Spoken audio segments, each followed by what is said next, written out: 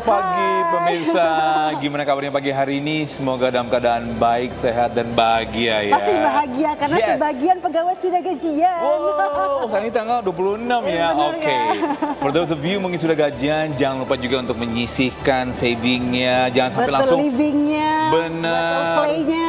Nah, jangan sampai nanti ketika sudah gajian langsung diumbar-umbar, giliran udah akhir bulan habis itu yang harus irit ya. Pinter-pinternya kita juga harus ini juga ya, harus memilah-milih mana untuk pengeluarannya juga. Betul, mempos-poskan ya. Benar. Bagi yang belum mungkin harus tetap bertahan, kadang-kadang ada yang tanggal 1 nanti. Jadi guys, hold yourself, calm down. Jadi memang ini harus tetap sabar ya untuk menghadapi kehidupan ini sehari-hari ya. Betul sekali Togi, dan memang harus disikapi dengan positif gitu ya. Kalau merasa aduh kurang, aduh ini, aduh gini, tuh harus punya super income yang lain. Yes, harus tetap bersyukur. Benar, bersyukur apapun keadaannya juga. Ya itu memang itu bagian dari kehidupan kita ya. So basically you have to be patient. Udah, jangan curhat. Yes. Baik, in the meantime, welcome back to iNews Today bersama saya Togi Sinaga. Dan saya Dian Mirza. Senang sekali dalam 1,5 jam ke depan kita akan memberikan informasi menarik, inspiratif untuk Anda, dan juga kami akan hadirkan perkembangan terkini dari proses identifikasi 7 jenazah pemuda yang pada minggu lalu ditemukan mengambang di Kali Bekasi. Ya, bersama saya Togi Sinaga. Dan saya Dian Mirza. Inilah iNews Today selengkapnya.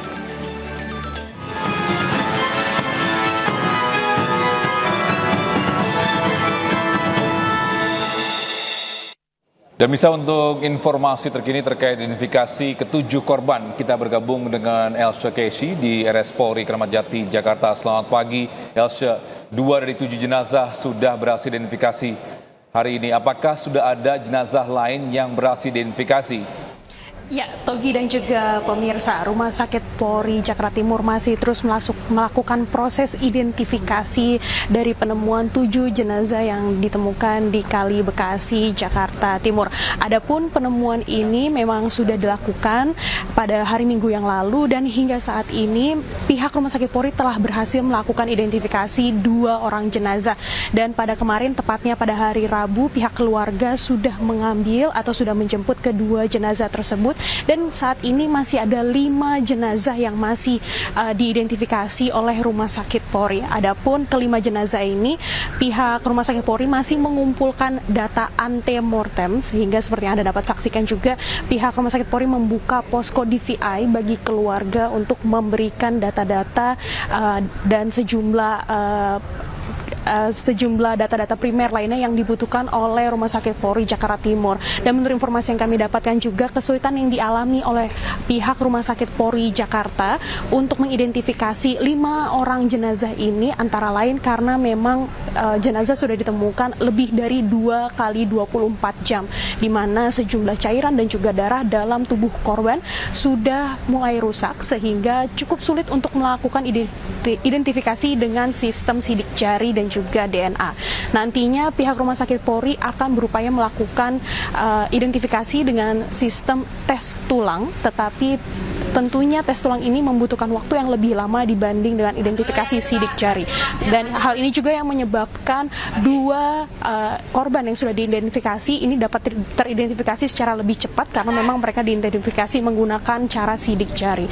Tentunya pihak keluarga juga didorong oleh pihak Rumah Sakit Polri, bagi Anda yang mungkin mengalami kehilangan keluarga, tepatnya remaja pada pada bulan hari Sabtu dan juga Minggu, Anda diharapkan untuk datang ke Rumah Sakit Polri untuk memberikan sejumlah data-data yang mungkin dapat melengkapi dan mempermudah kinerja dari Rumah Sakit Polri untuk melakukan identifikasi dari sejumlah korban ini. Dan kami juga masih memantau seperti apa nantinya identifikasi yang dilakukan oleh Rumah Sakit Polri Jakarta Timur, dan akan melaporkan kembali kepada Anda, Togi. Baik, terima kasih Elsha Casey melaporkan langsung dari RS Polri Kramat Jati. Kami akan terus menunggu update perkembangan dari Anda. Terima kasih dan salam sehat selalu.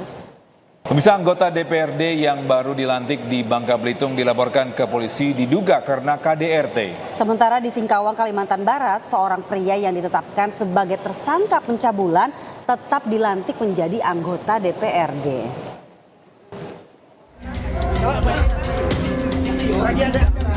Apa nggak ngomong bang? Benar bang kok? Anggota DPRD Kepulauan Bangka Belitung, Imam Wahyudi, menolak berkomentar terkait dugaan kekerasan rumah tangga yang dilakukan terhadap istrinya berinisial IS. Imam menyebut akan berikan klarifikasi saat waktu yang tepat. Klarifikasi dari abang, orang tahu. Santai ya, pada waktunya Pak ya. Oke, kapan waktunya Pak? Kapan waktunya bang? Pastinya kapan Bang? Ya. Makasih banyak teman-teman Bang. Terima kasih. Pak, siap. Maaf ya, makasih semuanya ya. Sebelumnya pihak korban telah melaporkan dugaan KDRT ini ke polisi. Kuasa hukum menunjuk bukti foto tubuh korban yang lebam diduga akibat dianiaya. Saat ini polisi telah memeriksa sejumlah saksi dan memiliki hasil visum korban. Hasil visum baru keluar hari ini. Hasil visum. Jadi kan kita melakukan pemeriksaan saksi juga. Itu hasil visumnya benar terjadi kekerasan? Iya. Tinggal nanti kita melakukan gelar perkaranya. Nanti ditunggu aja saja gelar perkaranya. Insya Allah dalam waktu dekat. Di Depok, Jawa Barat, seorang oknum anggota DPRD yang baru dilantik berinisial RK dilaporkan atas kasus dugaan pencabulan terhadap anak di bawah umur. Namun demikian, Polres Metro Depok masih mendalami laporan ini. Dilakukan terhadap anaknya masih berumur 15 tahun. Nah, kalau kronologisnya sendiri, pelaku ini melakukan pencabulan dan juga sempat sudah melakukan persetubuhan dengan korban. Tapi ini baru dugaan ya. Jadi kita masih melakukan pendalaman terhadap laporan yang diberikan ke kita. Polisi resmi menetapkan anggota DPRD terpilih di Kota Singkawang, Kalimantan Barat, Herman sebagai tersangka dugaan pencabulan terhadap anak di bawah umur. Meski sudah menyandang status tersangka, hingga kini HA masih belum ditahan, bahkan mangkar dari pemanggilan pemeriksaan polisi dengan alasan sakit. Sudah keluar dan itulah yang meyakinkan kita penyidik untuk menetapkan ataupun menaikkan status saksi menjadi tersangka terhadap inisial HA tersebut. Sementara itu, kuasa hukum terduga pelaku mengaku kasus tersebut sebagai bentuk kriminalisasi dan akan melakukan upaya hukum. Kita akan tetap ambil langkah-langkah hukum yang proper dan terukur lah untuk kalau itu jelas di materi kami GPK. Betul, kami keberatan bahwa ini penyidikan tidak profesional, kemudian tidak status tersangka tidak cukup bukti dan prematur. Kami dalilkan begitu. Tim Liputan iNews melaporkan. Ya, sementara itu suasana haru mewarnai sidang lanjutan peninjauan kembali 6 terpidana kasus kematian Vina dan Eki di Pengadilan Negeri Kota Cirebon, Jawa Barat pada Rabu siang. Ya, Titin Priyalianti, kuasa hukum mantan terpidana Saka Tatal menangis saat memberikan kesaksian di persidangan.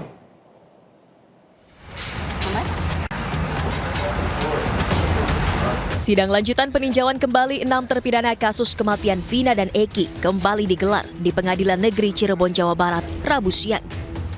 Persidangan kali ini beragendakan mendengarkan keterangan saksi fakta dari Titin Priyalianti yang merupakan kuasa hukum mantan terpidana Saka Tatal dan mengikuti proses persidangan pada tahun 2016 hingga 2017 silam. Suasana haru mewarnai kesaksian Titin di hadapan majelis hakim. Ia menangis saat menceritakan penyiksaan yang dialami para terpidana kasus kematian Vina Eki oleh oknum penyidik Polres Cirebon Kota. 7 terpidana ini pulang tahun ini. Saya nggak peduli lagi apa yang terjadi. Kalau misalnya itu dianggap ini kesalahan saya karena menandatangani. Karena waktu itu saya, kalau ibu nggak tanda tangan, kita akan tutup pengacara dari negara. Karena itulah saya tidak khawatir. Apalagi saya diyakinkan semuanya sudah mengakui perbuatannya, termasuk Saka Tatal. Jadi saya tidak punya pilihan karena waktu itu saya memang betul-betul dilepas sendiri untuk pegang perkara ini. Sebelumnya sejumlah saksi dihadirkan dalam sidang PK 6 terpidana kasus Vina. Di antaranya ahli pidana, ahli laka lantas, ahli kedokteran forensik, ahli mata, serta saksi fakta yang merupakan kuasa hukum terpidana kasus Vina tahun 2016 dan 2017. Para saksi meragukan kematian Vina dan Eki akibat pembunuhan. melainkan murni kecelakaan. Dari Cirebon, Jawa Barat, Toy Iskandar, iNews melaporkan.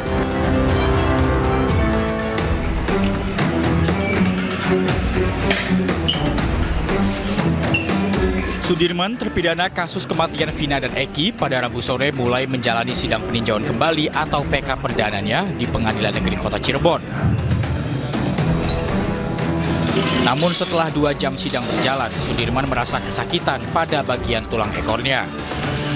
Majelis hakim pun sempat meminta Sudirman untuk memperlihatkan luka yang dialaminya. Dengan kondisi tersebut, Sudirman pun akhirnya meninggalkan ruang sidang. Sudirman mengaku tidak bisa duduk terlalu lama dan harus berbaring di ruang tahanan Pengadilan Negeri Kota Cirebon. Menurut kuasa hukum Sudirman, Titin Prialianti, yang sejak 2016 mendampingi Sudirman, rasa sakit yang dialami kliennya tersebut karena penganiayaan oleh oknum polisi di tahun 2016 silam. Luka tersebut merupakan bekas luka tembak peluru karet yang hingga kini masih membekas dan kerap memunculkan rasa sakit. Jadi Sudirman tuh kan ditembak peluru karet di belakang ininya, memang ada cekungan. Jadi ngilu, tidak bisa duduk terlalu lama. Kalau udah lebih dari 2 jam tuh dia sudah sakit semua. Makanya harus berbaring. Jadi memang tidur juga dia nggak pernah nyenyak karena 3 jam sekali dia pasti harus mengubah posisinya. Meski terpidana Sudirman tidak dapat duduk di ruang sidang, namun sidang PK atas pemohon Sudirman tetap dilanjutkan hingga Rabu malam.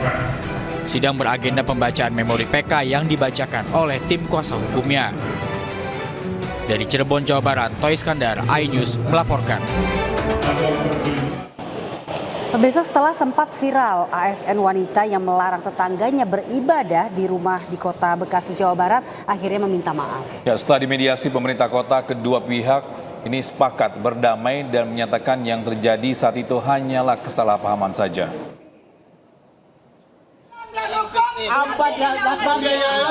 Sudah jauh.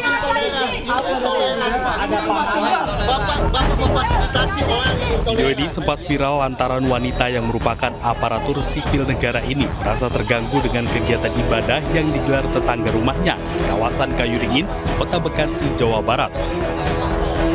Setelah ramai dan menjadi sorotan karena dinilai intoleransi, pemerintah Kota Bekasi memediasi kedua belah pihak yang sepakat untuk berdamai. Pejabat Wali Kota Bekasi memastikan kejadian tersebut bukan intoleransi, namun hanya kesalahpahaman. Pemkot Bekasi juga akan memindahkan para jemaat ke tempat ibadah di GKOI, daerah Kayuringin.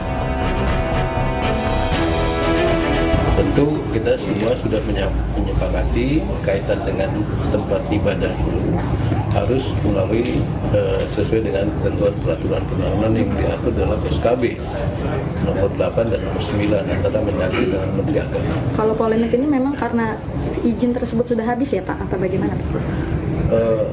Bukan seperti itu, ya. Jadi yang penting di sini ada islah, ya. Sudah ada kesepakatan, kesepahaman di antara para pihak, jadi untuk beribadah sesuai dengan ketentuan peraturan.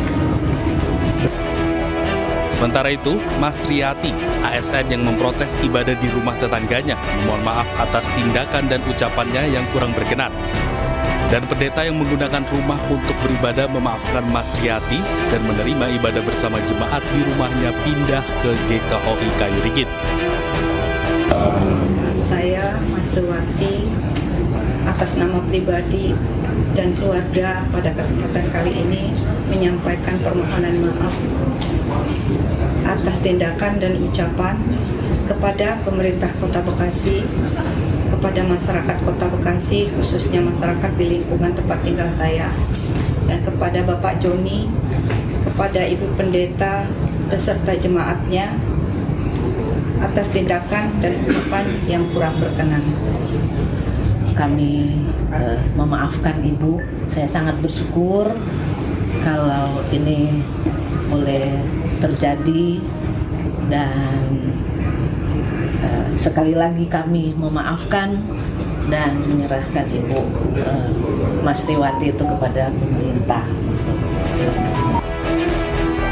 Sebelumnya, viral seorang ibu yang merupakan seorang aparatur sipil negara di pemerintah Kota Bekasi mempertanyakan izin tempat ibadah yang dilakukan di sebuah rumah tinggal persis di sebelah rumahnya. Sementara pihak lainnya menilai tindakan tersebut intoleransi. Dari Bekasi, Jawa Barat, Rahmat Hidayat, iNews melaporkan. Bisa dua masa pendukung pasangan calon wali kota dan wakil wali kota Serang, Ratu Ria dan Syarfuddin terlibat bentrok. iNews Studio akan segera kembali dengan informasi selengkapnya.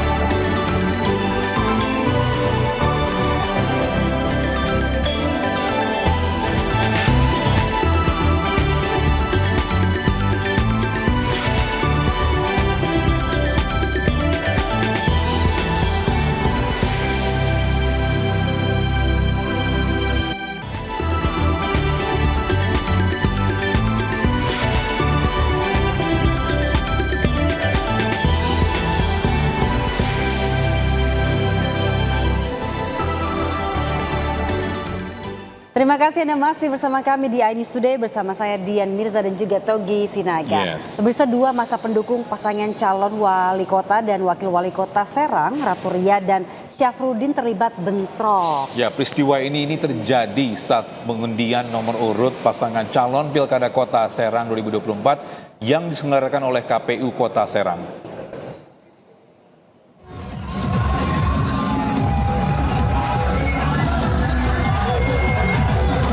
Dua pendukung pasangan calon wali kota dan wakil wali kota Serang pada Pilkada Kota Serang 2024 terlibat bentrok pada saat rapat pleno pengundian nomor urut pasangan calon yang digelar KPU Kota Serang Senin sore.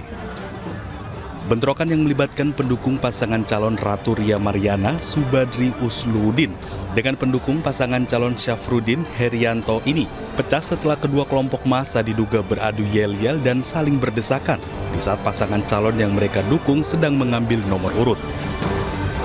Beruntung keributan tidak berlanjut setelah pihak kepolisian Polresta Serang Kota dan sejumlah pendukung melerai massa. Padahal saat pengundian nomor urut 3 pasangan calon, baik Ratu Ria Mariana Subadri Usluhuddin, Budi Rustandi Nur Agis Aulia, dan Syafruddin Herianto, ketiga pasangan calon tersebut saling berjabat tangan dan berpelukan hingga bercanda satu sama lain untuk mencairkan suasana pengundian nomor urut. Diketahui sebelumnya pihak KPU Kota Serang telah mengimbau kepada masing-masing pasangan calon untuk tidak membawa massa pendukung dalam jumlah besar dan membatasi masing-masing pasangan calon hanya membawa maksimal 30 orang pendukung untuk ikut menyaksikan pengundian nomor urut. Tadi ya, yang resmi itu kan hanya 30 yang ber-ID card, tapi himbauan kami di dalam surat itu sudah kami sampaikan hanya 50 orang yang tidak menggunakan ID card di luar dengan catatan tidak membawa atribut yang berlebihan, tidak membawa sound system juga sebenarnya kami himbau sudah tidak membawa gitu. Tapi sekali lagi ya dalam arti ini kami tidak bisa juga mencegah karena sudah terjadi, tetapi sekali lagi koordinasi itu sudah kami lakukan. Sementara itu pengundian nomor urut pasangan calon Ratu Ria Mariana Subadri mendapat nomor urut 1, Budi Rustandi Nur Agis Aulia mendapat nomor urut 2, dan Syafruddin Herianto mendapat nomor urut 3. Selanjutnya, Selasa siang digelar deklarasi pemilu damai bagi 3 pasangan calon di alun-alun Kota Serang. Dari Serang, Banten, Maisa Apriani, iNews melaporkan. Bisa di hari pertama kampanye, pasangan Ridwan Kamil Suswono langsung berkunjung ke Taman Makam Tokoh Nasional. Sementara itu, pasangan Pramono Rano langsung menemui warga Jakarta. Jas merah jangan pernah melupakan sejarah menjadi semboyan pasangan Ridwan Kamil Suswono. Kedua paslon pemimpin Jakarta ini langsung napak tilas sejarah kota Jakarta dengan berziarah ke makam tokoh nasional M.H. Tamrin di TPU Karet Bifak, Jakarta Selatan. Tidak hanya M.H. Tamrin, keduanya juga berziarah ke makam tokoh Betawi yaitu Benyamin Sueb. Inspirasi perbaikan kampung-kampung yang tidak semuanya harus dipindahkan, cukup ditata akan menjadi program pasangan Ridho juga. Kenapa di RW-RW kita akan memberikan dana 200 juta per tahun buat RW, kemudian insentif atau gaji RT RW kita naikkan setinggi-tingginya kan. Itu adalah bagian dari agar pembangunan di wilayah kampung RW itu bisa dilaksanakan secara demokratis dan maksimal. Berbeda dengan pasangan Pramono Rano, kedua pasangan ini langsung tancap gas temui warga. Kampanye hari pertama dibuka calon wakil gubernur yang diusung PDI Perjuangan Rano Karno atau yang dikenal dengan Bang Dul dengan berolahraga pagi di Waduk Brigif. Tadi ada amanah lah di sini parkir Pak. Parkir ini mahal, ya kan? Kemudian daya tampung ya kayaknya kita lihatkan kecil ya, dulu ini besar ini, cuman begitu udah Jakarta berkembang masyarakat jadi banyak ya jadi menjadi kecil kan. Inilah fungsinya apalagi sini kan udah BUMD, udah memang dikelola oleh perusahaan umum daerah. Ini dia punya solusi. Itulah nanti begitu saya maaf kalau memang saya mungkin di balai kota, tentu ini akan kita evaluasi. Kampanye Pilkada 2024 telah dimulai sejak tanggal 25 September dan akan berlangsung hingga 23 November 2024 mendatang. Setelah kampanye, tahapan akan dilanjutkan dengan pemungutan suara pada tanggal 27 November 2024. Tim Liputan, iNews melaporkan. Pemirsa, pasangan calon gubernur dan wakil gubernur Jakarta nomor urut 2 Dharma Porengkun dan Kun Wardana memulai kampanye perdana mereka dari titik nol Jakarta, yaitu lapangan Banteng, Jakarta Pusat. Dalam kampanye perdananya, Dharma Porengkun dan Kun Wardana kompak memakai baju berwarna hitam dengan tulisan tagline "Mereka yakin Jakartaku aman". Telah memulai kampanye secara bersama-sama di Jakarta Pusat, nantinya pasangan yang berasal dari jalur independen ini akan berpencar untuk menyerap aspirasi masyarakat di seluruh penjuru Jakarta.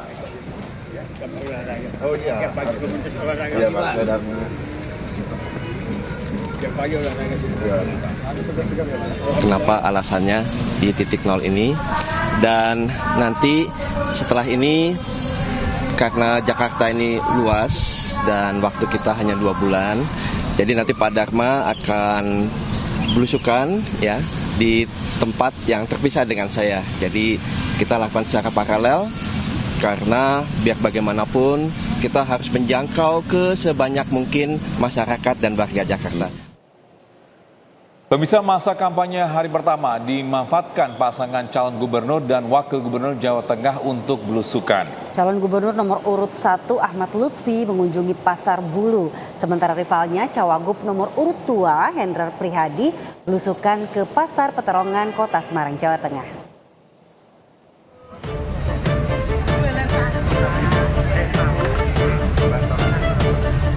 Calon Gubernur Jawa Tengah nomor urut 2 Ahmad Lutfi memilih kampanye terbuka di hari pertama dengan mengunjungi pasar tradisional Bulu, Semarang. Ahmad Lutfi mendapat sambutan masyarakat serta pedagang pasar Bulu. Ahmad Lutfi mendapat keluhan sepi pembeli dari pedagang sembako hingga pakaian. Menanggapi keluhan masyarakat dan pedagang pasar Bulu Semarang, Ahmad Lutfi akan melakukan pembenahan serta mengecek komoditas bahan pokok yang mengalami kenaikan. Satu, saya ingin memastikan bahwa di pasar ini kan banyak interaksi ibu-ibu terkait dengan kebutuhan bahan pokok. Ya. Saya ingin belanja masalah, contohnya harga daging normal, kemudian sayur mayur tidak ada kenaikan yang fluktuatif. Cuma mungkin daya beli masyarakat kan tidak menurun, akhirnya ini mempengaruhi daripada kebutuhan masyarakat itu sendiri. Kesimpulan satu. Yang kedua kan ada beberapa yang perlu harus kita tingkatkan. Contoh dari tata ruang pasar harus kita tingkatkan, contoh dari segi kebersihan. Sementara itu, calon wakil gubernur Jawa Tengah nomor urut 1 Hendrar Prihadi juga belusukan ke pasar tradisional. Ia berkunjung ke Pasar Peterongan, Kota Semarang, Jawa Tengah. Di Pasar Peterongan, Hendrar Prihadi menyerap aspirasi masyarakat, khususnya pedagang. Ia berjanji membenahi pasar tradisional agar bisa bersaing dengan pasar modern. Alhamdulillah saya menyempatkan sambil datang ke beberapa undangan ini ke tempat yang biasa dikunjungi masyarakat Semarang. Apa itu pasar, tempat publik.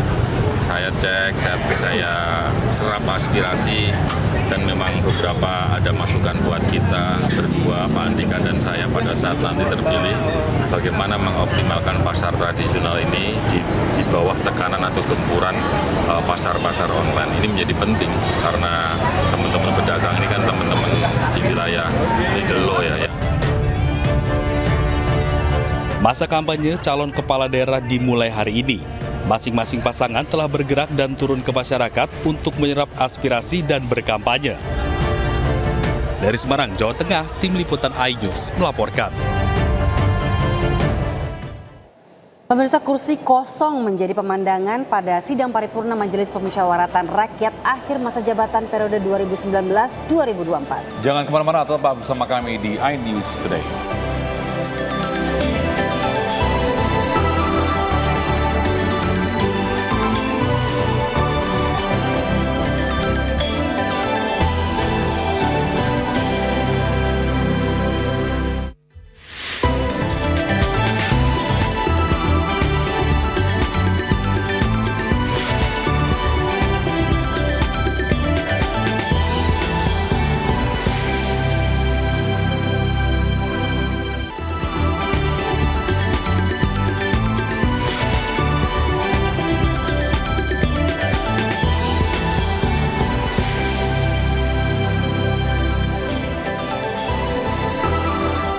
Anda masih menyaksikan iNews Today bersama saya Dian Mirza dan juga Togi Sinaga. Yes. Pemirsa, sidang paripurna Majelis Pemusyawaratan Rakyat akhir masa jabatan periode 2019-2024 dihiasi kursi kosong. Ya, dan kondisi ini pun membuat rapat sempat diskorsing karena banyaknya anggota yang tidak hadir.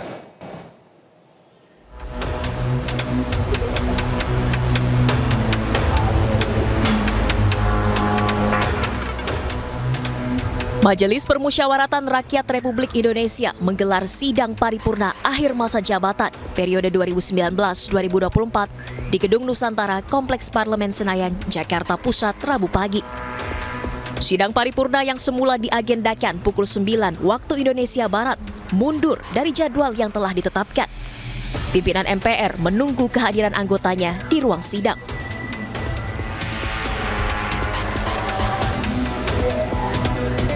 Setelah mundur hampir 1 jam dari jadwal, sidang akhirnya dimulai dengan menyanyikan lagu Indonesia Raya dan dilanjutkan dengan mengheningkan cipta.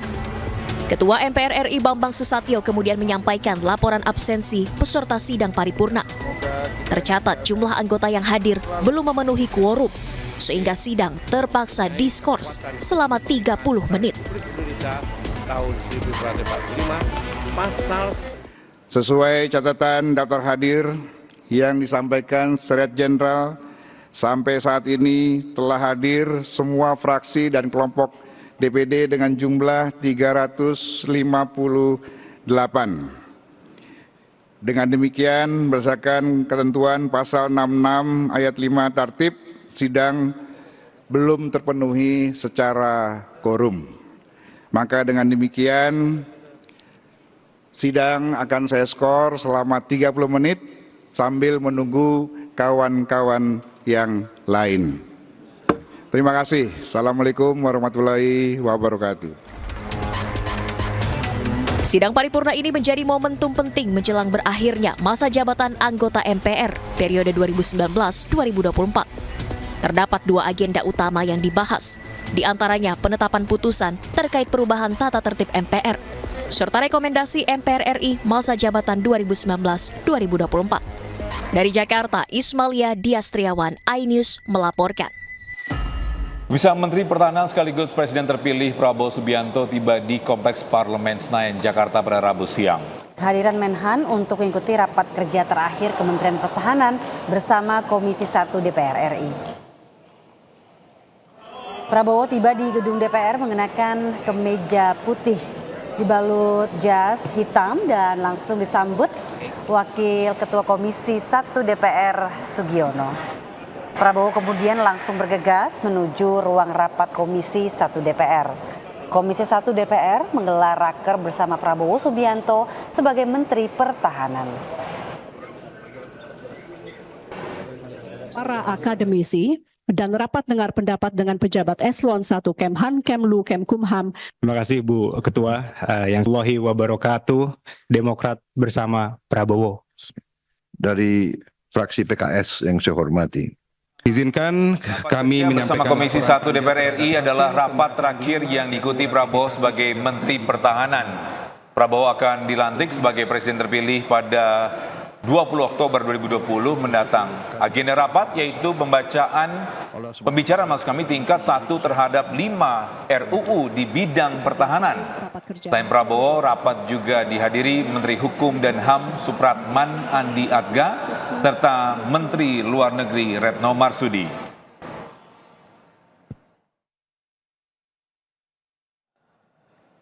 Pemirsa, perang Gaza tidak hanya mengakibatkan derita pada manusia, tetapi juga pada hewan-hewan peliharaan. Ya, jangan kemana-mana, tetaplah di iNews Today.